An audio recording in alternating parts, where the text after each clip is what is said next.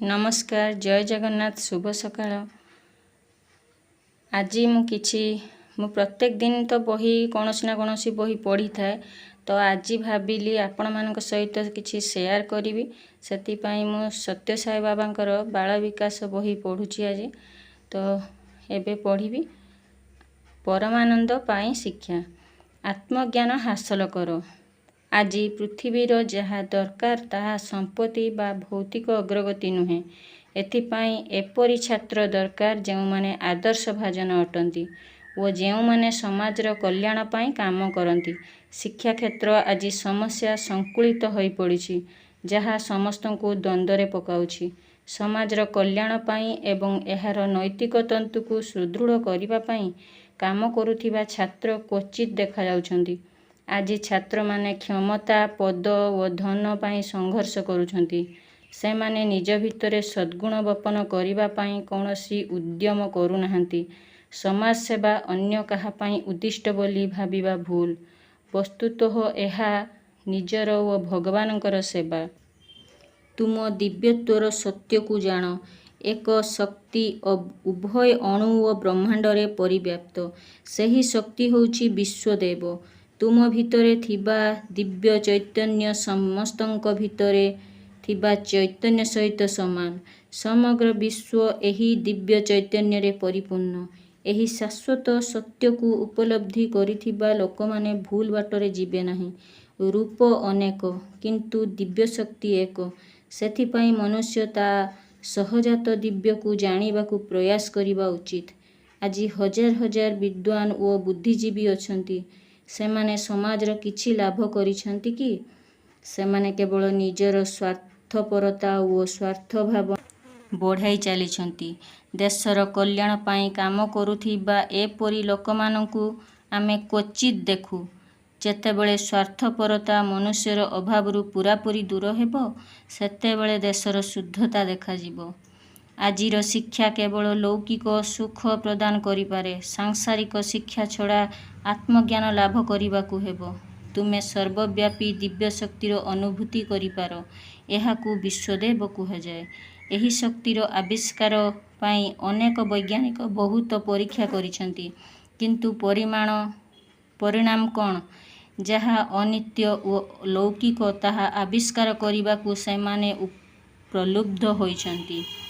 तुमे समग्र विश्वरे परिव्याप्त दिव्य शक्तिर एकत्व जानिबा पाई चेष्टा करिबा उचित। थरे एही सत्य को जानिगले तुमे कदापि चिंतार विषय हेबो नाही।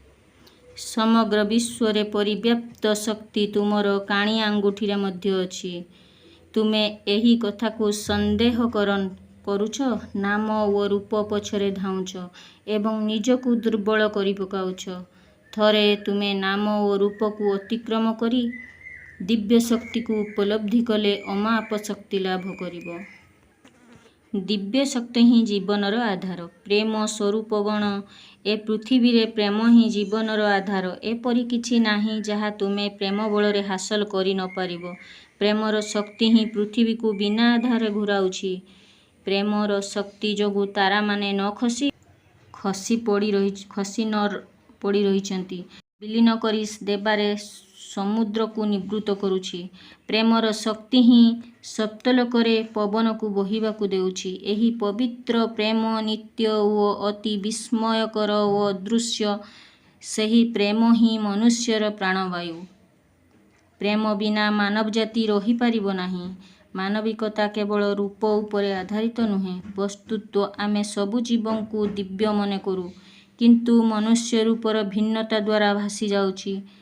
तुमे एही सबु रूपर एकता उपलब्धि कले नित्यानंद उपभोग करि पारिबो। सेथिपाई तुम जीवन रे एकता अभ्यास करिबाकु आरंभ करिबा गुरुत्वपूर्ण। प्रेम स्वरूपगण काहारी को घृणा करो नाही कारण प्रेम तत्व समस्तंक भितरे अंतर्निहित अछि। दिव्य शक्ति मध्य समस्तंक भितरे अछि। कदापि काहारी समालोचना बा निंदा करो नाही। समस्तंकु भल पाओ ताहा ही दिव्य चैतन्य जहाँ दिव्य शक्ति रे रूपांतरित हुए। तेणु आदु दुश्चिंता पोषण करो नाही। तुमे समस्तंक भितरे थिबा विश्वदेव बोली शुद्ध आत्मार सह घोषणा करो। ଅନେକ ଲୋକ ଅନ୍ତର୍ନିହିତ ଦିବ୍ୟତାକୁ ନ ବୁଝି ଅନେକ ଆଧ୍ୟାତ୍ମିକ ସାଧନା କରନ୍ତି। ତୁମେ ଯାହା ଅଧ୍ୟୟନ କରୁଛ ତାହା ମାଗି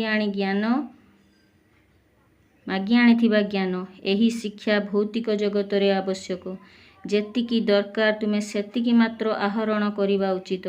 କିପରି ପଢ଼ିବାକୁ ଓ ଲେଖିବାକୁ ହୁଏ ତାହା ଜାଣିଛି ବୋଲି ତୁମେ ଜଣେ ଲୋକଙ୍କୁ ଶିକ୍ଷିତ କହିପାରିବ କି? ତୁମେ କଲେଜ ଡିଗ୍ରୀ ପାଇଛ ବୋଲି ଶିକ୍ଷିତ କି? ନା, ଉତ୍ତମ ଭାବନା ଓ ଉତ୍ତମ ମନୋରହିତ ଶିକ୍ଷା ପ୍ରକୃତ ଶିକ୍ଷା ହୋଇପାରେ କି? ଶିକ୍ଷା ଯଦି କେବଳ ଜୀବିକା ପାଇଁ ହୋଇଥାଏ ତେବେ ପଶୁ ପକ୍ଷୀମାନେ ବଞ୍ଚୁନାହାନ୍ତି କି? ଶିକ୍ଷା ଜୀବନ ପାଇଁ, ଏହା ଜୀବିକା ପାଇଁ ନୁହେଁ। ଏହି ସତ୍ୟକୁ ଉପଲବ୍ଧି ନ କରି ଲୋକମାନେ ଜୀବିକା ଅର୍ଜନ ପାଇଁ ନିଜକୁ ଅନେକ ପାଶରେ ପକାଉଛନ୍ତି। ଲୌକିକ ଶିକ୍ଷା ବନାମ ଆଧ୍ୟାତ୍ମିକ ଶିକ୍ଷା। ପ୍ରେମ ସ୍ୱରୂପଗଣ ମଣିଷ ଭାବରେ ଜନ୍ମ ହୋଇ ଆମେ ଆମ ଭିତରେ ଥିବା ଦିବ୍ୟ ଶକ୍ତିକୁ ଜାଣିବା ଉଚିତ। ଆମେ ଏହି ଦିବ୍ୟ ଶକ୍ତିର ଅନୁଭୂତି କରିବା ଉଚିତ। ଆଜି ଆମେ ଯାହା ବିତରଣ ଓ ପ୍ରସାରଣ କରିବା ଉଚିତ ତାହା ହେଉଛି ଆନନ୍ଦ, ଦୁର୍ଦ୍ଦଶା ନୁହେଁ। ମାନବ ଜୀବନ ଅତି ପବିତ୍ର। ଲୌକିକ ଶିକ୍ଷା ମଧ୍ୟ ମହତ୍ତ୍ୱପୂର୍ଣ୍ଣ। ତୁମେ ଏହା ନିଶ୍ଚିତ ସୀମା ଭିତରେ ଆହରଣ କରିବାକୁ ଚେଷ୍ଟା କରିବା ଉଚିତ। ଅନ୍ୟଥା ଆମେ କାହିଁକି ମହାବିଦ୍ୟାଳୟ ଓ ଶିକ୍ଷାନୁଷ୍ଠାନମାନ ପ୍ରତିଷ୍ଠା କରିବା? ଏ ଜଗତରେ ତୁମର କଲ୍ୟାଣ ପାଇଁ ଲୌକିକ ଜ୍ଞାନ ଆବଶ୍ୟକ, କିନ୍ତୁ ପରଲୋକରେ କଲ୍ୟାଣ ପାଇଁ ବ୍ରହ୍ମଜ୍ଞାନ ଆବଶ୍ୟକ। ଲୌକିକ ଶିକ୍ଷା କେବଳ ଦେହ ପାଇଁ ଆବଶ୍ୟକ, ଜୀବନ ପାଇଁ ନୁହେଁ। ଏହା ତୁମକୁ ଆତ୍ମାର ସ୍ୱଭାବ ହୃଦୟଙ୍ଗମ କରିବାରେ ସାହାଯ୍ୟ କରିପାରିବ ନାହିଁ। ଯେଉଁ ଶିକ୍ଷା ତୁମକୁ ଆତ୍ମାର ସ୍ୱଭାବ ହୃଦୟଙ୍ଗମ କରିବାରେ ସାହାଯ୍ୟ କରେ ତାଠାରୁ ବଡ଼ ଶିକ୍ଷା ଆଉ କିଛି ନାହିଁ।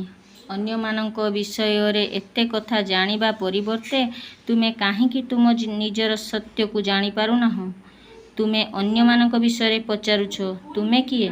ବରଂ ମୁଁ କିଏ ବୋଲି ତୁମେ ଅନୁସନ୍ଧାନ କରିବା ଉଚିତ।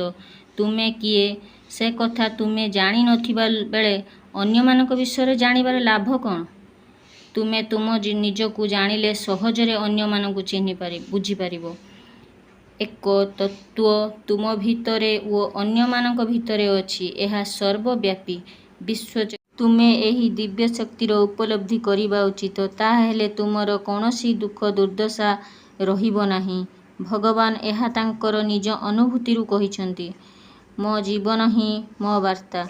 ଭଗବାନ ସର୍ବଦା ଆନନ୍ଦମୟ। ଭଗବାନଙ୍କର କୌଣସି ଚିନ୍ତା ନାହିଁ।